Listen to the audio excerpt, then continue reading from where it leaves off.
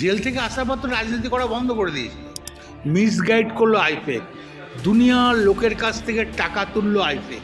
বিজেপির লোক যে জিজ্ঞেস করুন বলে আইপ্যাক শেষ করলো তৃণমূলকে। সম্মান পেলে দল করবো, সম্মান না পেলে চুপচাপ থাকবে। তখন তো অন্যজনের হাতে ঘি খেয়েছে, আমার হাতে ঘি খায় না। পঞ্চায়েত ইলেকশনের টাকা তুলেছে, মিউনিসিপ্যালিটি ইলেকশনের টাকা তুলেছে, বুথ প্রেসিডেন্ট রেখে দেবো তোকে, অঞ্চল প্রেসিডেন্ট রেখে দেবো তোকে, কমিটিতে রেখে দেবো, টাকা দে।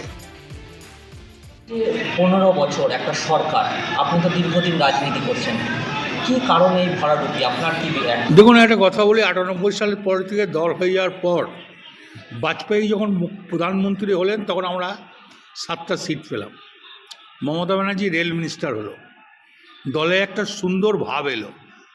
হ্যাঁ, তারপরে দল করতে করতে তখন আইপ্যাক ছিল না, কেউ ছিল না, কোনো জ্ঞানীমণি ছিল না। এই আমাদের মতন রাখাল বাগাল মুকুল্লায়, আমার রাখাল বাগাল গৌতম বসু, রাখাল বাগাল অনুব্রত মণ্ডল, বালু, পঙ্কজ দা, এরাই ছিল, মদন মিত্র, এরাই ছিল আমরা তখন দলের মেন। তাই এই কারণেই তখন এই আইপ্যাকটা আমাদের দরকার হয়নি। তারপর 9 সালে যখন আমরা এমপি যে দেখলাম বীরভূমের শতাব্দী রায়, তখন তৃণমূলের সিম্বল নিয়ে জিতেছিলাম, তখন আইপ্যাক ছিল না। 11 সালে যখন পার্টি পাওয়ার আসে তখন আইপ্যাক ছিল না, কংগ্রেস সঙ্গে অ্যালায়েন্স করে দলে এসেছিলাম। কংগ্রেসকে চটানোটাও আমাদের ভুল হয়েছে, কিন্তু কে কার কথা শুনে। তারপর 14তেও আইপ্যাক ছিল না, 16তেও আইপ্যাক ছিল না, 19এও আইপ্যাক ছিল না। তাহলে আইপ্যাককে প্রয়োজন হলো কেন? আজ ভরা ডুবি হলো আইপ্যাক, মিসগাইড করলো আইপ্যাক, দুনিয়ার লোকের কাছ থেকে টাকা তুললো আইপ্যাক। এমন কোনো লোকের কাছে নাই যে টাকা তুলে নেয়। পঞ্চায়েত ইলেকশনের টাকা তুলেছে, মিউনিসিপ্যালিটি ইলেকশনের টাকা তুলেছে, তোমার আমাদের কি বলবো, এই তোকে জেলা প্রেসিডেন্ট রেখে, তোকে বুথ প্রেসিডেন্ট রেখে দেবো, তোকে অঞ্চল প্রেসিডেন্ট রেখে দেবো, তোকে কমিটিতে রেখে দেবো, টাকা দে, এইভাবে টাকা তুলেছে। একটু জেগে ঘুমায়, জেগে ঘুমালে দলের তো এই অবস্থায় হবে।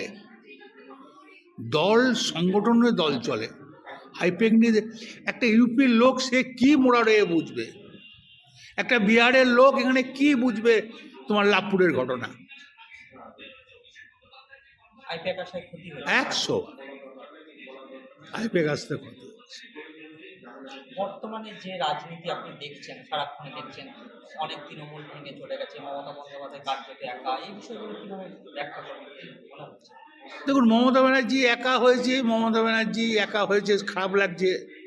কেন, মমতা ব্যানার্জিকে ভালোবাসতাম আমি, কেন অনেকজনাই ভালোবাসতাম, কিন্তু মমতা ব্যানার্জি শেষ দিকে কার পাল্লায় পড়লো আমরা বুঝতে পারলাম না। যেমন এবারে যেমন আমাকে ভোটের দায়িত্ব দেয়নি, আপনারা জানেন নিশ্চয়ই। কোর কমিটির মিটিংয়ে বলছে আপনি ডাকলে, কোনো এমএলএ ডাকলে আপনি যাবেন। তাহলে আমার একবারই আমার ভোট করতে যাওয়ার দরকার কি আছে? ওই জন্য আমি এবারে সেরকম ভোট করি নাই। তাই বিজেপির এরকম ফল পেলেন? তা সেটা আমাদের কর্মীদের দোষ হতে পারে, আমি বলতে পারবো না। ওরা খেটেছে, জিতেছে, ওরা পরিশ্রম করেছে, জিতেছে, কিন্তু আমার কোনো দায়িত্ব দেওয়া হয়।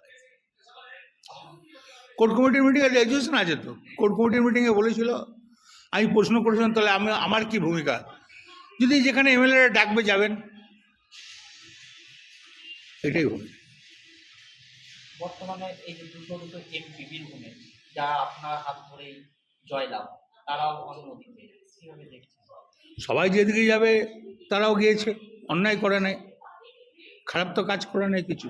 তারা বিজেপি করে না, বিজেপিকে তারা আলাদা একটা ফন্ড করছে। অনুব্রত মণ্ডলের রাজনৈতিক অবস্থান এই মুহূর্তে কি? দেখুন, অনুব্রত মণ্ডলের রাজনীতি অবস্থান এর মধ্যে ঠিক আছে, সম্মান পেলে দল করবো, সম্মান না পেলে চুপচাপ থাকবো। অন্য কোনো দলে যাওয়ার? না, সম্মান পেলে দল করবো, সম্মান না পেলে দল করবো কংগ্রেস বা বিজেপিতে না। যাওয়ার? আমি কোনো চিন্তা ভাবনা করিনি, এখনো পর্যন্ত তৃণমূলের স্ট্যাম্পটাই লেগে আছে। সম্মান পেলে এখানেই থেকে যাবে? বললাম, সম্মান পেলে থাকবো, না থাকবো। রাজনীতি করেন? রাজনীতি তো জেল থেকে আসার পর তো রাজনীতি করা বন্ধ করে দিয়েছিল। এ তো আমি দিদিকেও জানে, সবাই জানে, রাজনীতি করা বন্ধ করে দিয়েছিল। তখন তো অন্যজনের হাতে ঘি খেয়েছে, আমার হাতে ঘি খায় নাই। আপনারা তো দেখেছেন, সাংবাদিক এসে কোনো ভূমিকায় ছিল না আমার ইলেকশনে। ওই দিদি জবার এসছে গিয়েছি, অভিষেক জবা এসছে গিয়েছি। এই জেলার মধ্যে একমাত্র আপনি তৃণমূল নেতা এখনো অব্দি দলীয় কার্যালয়ে বসছেন, বাকিদের দেখা যাচ্ছে না। দেখুন, দলীয় কার্যালয় এটাকে আমি ভাবি না, এটা একটা ভাবি মন্দির, এটা একটা মন্দির ভাবি। আপনার হাতে করা।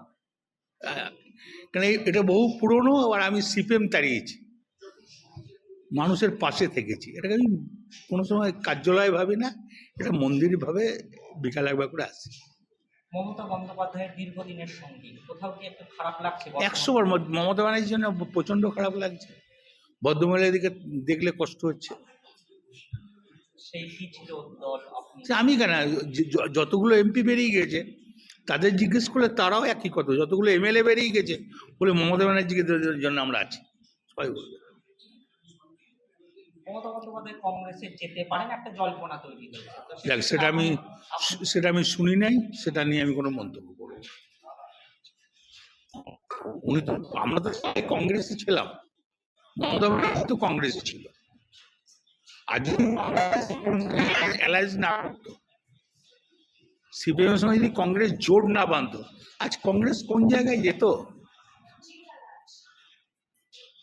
তো অনুব্রত মণ্ডলের মানে বিশ্লেষণ আইপ্যাকের জন্য দলের এই 100%। আমি এখানে সাধারণ মানুষকে জিজ্ঞেস করুঙ্গা বলে দেবে, বিজেপির লোকদের জিজ্ঞেস করুঙ্গা বলে আইপ্যাক শেষ করলো তৃণমূলকে, সিপিএমকে জিজ্ঞেস করুঙ্গা বলে তৃণমূলকে শেষ করলো আইপ্যাক, কংগ্রেসকে জিজ্ঞেস করুঙ্গা বলে শেষ করলো আইপ্যাক।